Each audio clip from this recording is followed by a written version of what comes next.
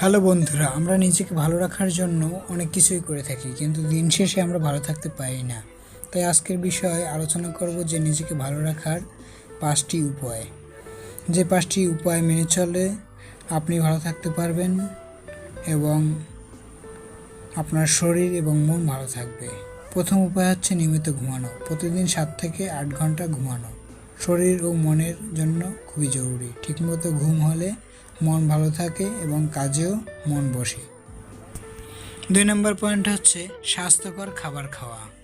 শাকসবজি, ফল, ডাল, মাছ, দুধ ইত্যাদি খেলে শরীর শক্ত হয় এবং শরীরে শক্তি থাকে। বেশি তেল, ঝাল, ফাস্টফুড কম খাওয়া ভালো ও নিয়মিত ব্যায়াম করা। প্রতিদিন একটু হাঁটা, দৌড়, হালকা ব্যায়াম করলে শরীর ফিট থাকে এবং মনও সতেজ থাকে। মন ভালো রাখতে হলে আরেকটি উপায় হচ্ছে দুশ্চিন্তা কম করা। অতিরিক্ত চিন্তা করলে শরীর ও মন দুটোই খারাপ হয়। গান শুনতে পারেন, নামাজ পড়তে পারেন, ধ্যান করতে পারেন অথবা পছন্দের কোনো কাজ করতে পারেন, তাহলে মন শান্ত থাকবে।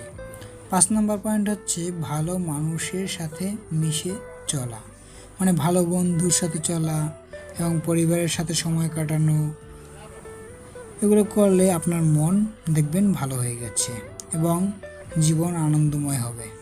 তাই এগুলো মেনে চলুন, দেখবেন আপনার সবসময় মন ভালো থাকবে।